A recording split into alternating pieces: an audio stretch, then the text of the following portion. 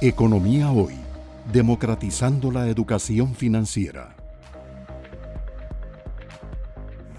Vean, aquí lo que hice, y esto es bien difícil, es como un médico, dado que estamos en periodo, y les voy a quitar 15 minutos nomás, electoral, ¿verdad? Y todo el mundo está pensando ahora en el año 2022. Entonces yo quiero contribuir, como Economía Hoy es educación financiera, me tomé la tarea de agarrar la gestión económica de las administraciones desde el gobierno de Carazo. Entonces voy a hacer un diagnóstico, como si yo fuera donde el médico, y cada uno de ustedes haga las interpretaciones que quiera. Yo no vengo aquí a hacerle campaña a nadie, ni al morado y blanco, ni al rojo y negro, ni el amarillo y rojo, cada quien agarre para su saco. ¿Okay? Aquí tenemos las tasas de crecimiento del Producto Interno Bruto real por administración, tasas de crecimiento promedio, la tasa promedio geométrica.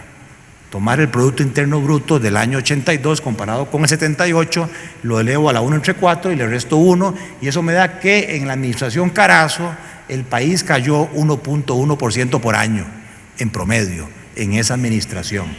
Y ustedes tienen ahí, bajo la administración Calderón Fournier, 6% de crecimiento promedio por año, la administración Figueres, la administración Pacheco, la segunda administración de don Oscar Arias, y tienen, vean esto, nosotros desde la administración Pacheco venimos con una tasa de crecimiento cada vez menor y peligrosamente nos acercamos a cero.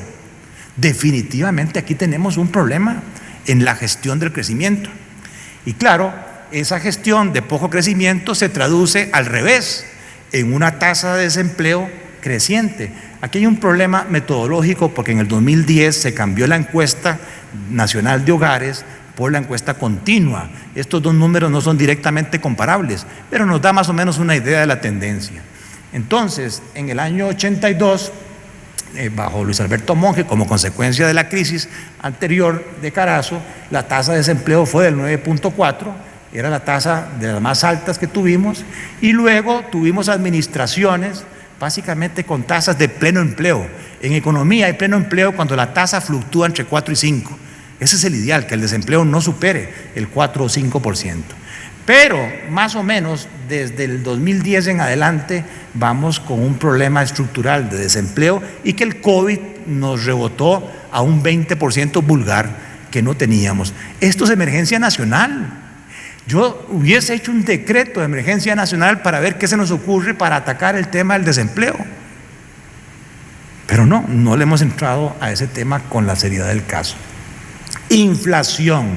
Parece ser que el Banco Central, los bancos centrales han sido sumamente exitosos porque tuvimos inflaciones del 35% promedio por año en tiempos de Carazo. Luego bajamos a los 20%, 15%, 10%, 12%. Y aquí que Dios goce Guti. Guti nos decía, ¿se imaginan una tasa de inflación de un dígito?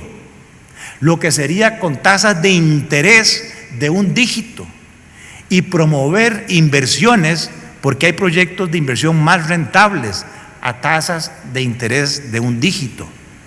Lo cierto es que la inflación bajó al 1% y las tasas de interés no han bajado al 1%.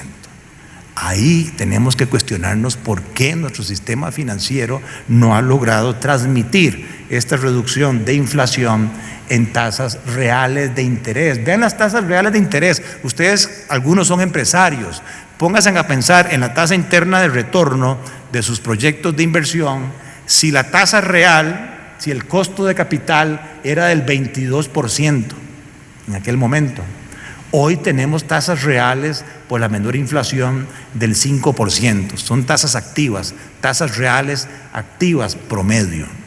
Obviamente con esta reducción hay mayor posibilidad de invertir, pero todavía hay tarea que hacer porque una tasa real del 5% comparativamente con otros países sigue siendo alta. La devaluación en promedio anual, ¿cuánto se devalúa en promedio por año el colón? Imagínense un tipo de cambio devaluándose a un ritmo del 50%. Ustedes ya pueden ir imaginando para dónde voy. Un acuerdo con el fondo y sin el fondo.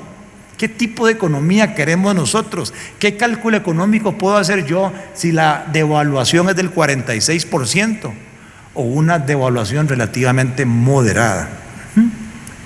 Y para mí este es el más contundente de todos. Aquí lo que hice fue irme mes a mes, porque recuerden que la gestión administrativa arranca en mayo del cuatrienio, ¿verdad? Ahí está el primer año, 8 meses esa administración, luego tiene 3 años completos y luego tiene 4 meses del último año.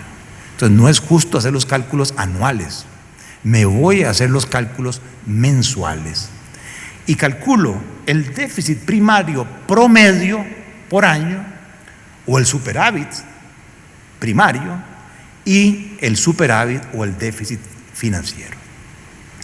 Vean que esto viene de izquierda a derecha, así lo hice porque así está la estadística de Hacienda. No me pude ir más atrás porque no tengo los datos mensuales más atrás de esta administración, del 87 para atrás. Y pueden ver que prácticamente hemos tenido siempre déficit fiscal, siempre hemos tenido déficit fiscal. Pero se logró bajarlo en la segunda administración Arias al 1.2 y que tuvimos superávit primarios, o sea, en estas administraciones sobraba la plata para amortizar deuda. No estábamos metidos en un círculo vicioso, estábamos metidos en un círculo virtuoso, porque este superávit amortizaba deuda y hacía que los intereses fueran cada vez menores. Pero del 2010 en adelante, vean lo que pasó: promedio de déficit 4.7, 5.7, 7.1, por Dios, ¿cuánto nos costó esa decisión de no aprobar la reforma fiscal en este momento? Y nos sumergió en el déficit primario y aquí estamos en el círculo vicioso, porque esto hay que financiarlo y hay que financiar intereses. Entonces la bola de nieve va siendo vulgar. Ya el déficit promedio anual en esta administración es del 7%. Entonces a mí me parece injusto a veces escuchar, es que esto empezó con Óscar Arias, nada tiene que ver con el plan escudo. Yo lo revisé, el plan escudo nada tiene que ver con incremento del gasto. Sí hubo incremento del gasto en esta administración, pero eso fue más que todo lema de campaña. Le metieron gente a educación, le metieron gente a policías, aumentaron remuneraciones profesionales, hubo mucha transferencia para la caja, se capitalizaron los bancos del Estado y sí, eso se vio reflejado básicamente en el último año de gestión. Pero si uno saca los promedios anuales, esto es lo que tenemos: prácticamente 2 tipos de administraciones, unas con superávit primario y otras con con déficit primario. ¿Qué tenemos que hacer? Volver a las administraciones con superávit primario para reducir el déficit financiero. Obviamente aquí tienen el saldo de la deuda, tanto absoluto, $1,000 millones, arrancamos en el 78 y ya vamos por $40,000 millones. Relaciones al PIB del 45-47, vean el esfuerzo que se había hecho para bajar la deuda al PIB al 27% en promedio y ahora la tenemos en el 64% en promedio. Quien quiera ver, que vea. Quien no quiera ver, que cierre los ojos. Los números te dicen, te hablan. Economía Hoy, democratizando la educación financiera.